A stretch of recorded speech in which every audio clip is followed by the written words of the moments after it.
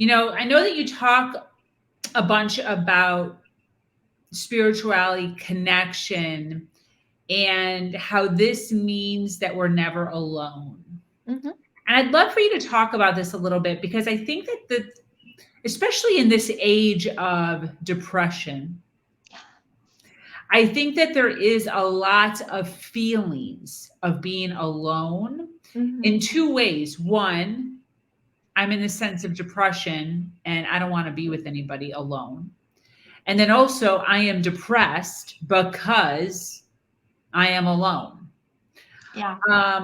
What is your viewpoint as far as how we can use connection, um, gather spirituality, nature in order to kind of close that gap a little bit Yes. with universe and humans?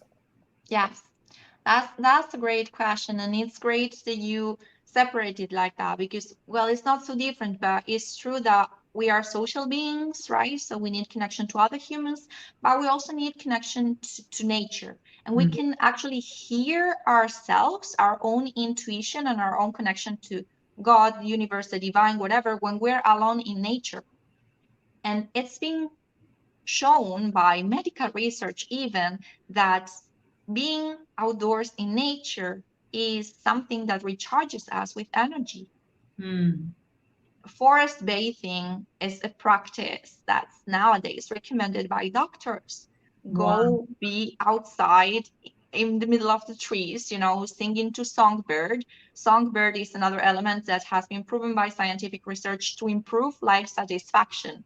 So all these things, being in touch with the ground, with the trees, with the birds, with animals in the wild or in your local park, is something that we've become a bit alienated from through the last centuries of social development, industrial revolutions, and then, getting more and more into this work hustle culture where people already struggle sometimes to spend time with their families because they have so much pressure to earn money and to achieve that, let alone that they find time to spend in nature on their own or even with the families, whatever. But this is something that should actually be our priority.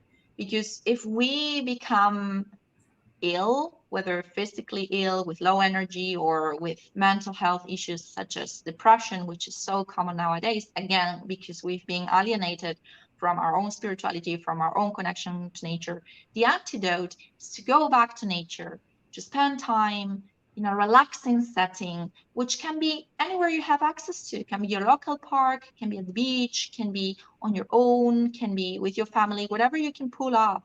And there are practices such as, for instance, grounding, which is nowadays also recommended by doctors, which is to spend time barefoot with your feet touching the ground. That's already recharging you with energy. And exercise in nature, meditate in nature. Then, for the social aspect that makes us feel alone, is that we have hyperabundance of social stimuli through social media, the internet. In the cities, there's people everywhere, right? But what we have a scarcity of is authentic human interaction. And authenticity is measured by how vulnerable and real we can be in the interaction. I don't Mm. know if you're familiar with the work of Brené Brown, Mm. such an amazing researcher.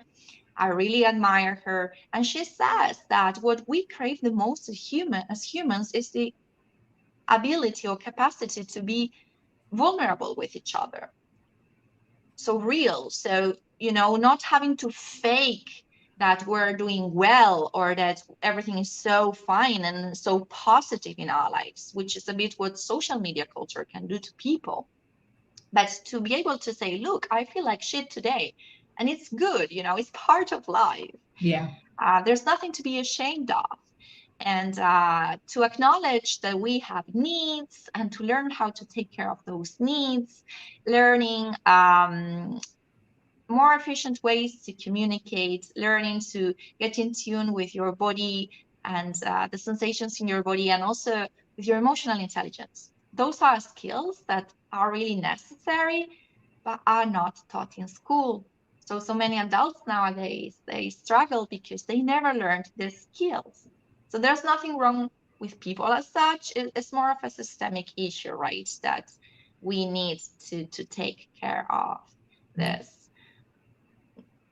I don't know, providing social spaces where people can interact authentically and vulnerably, teaching emotional intelligence and facilitating that people can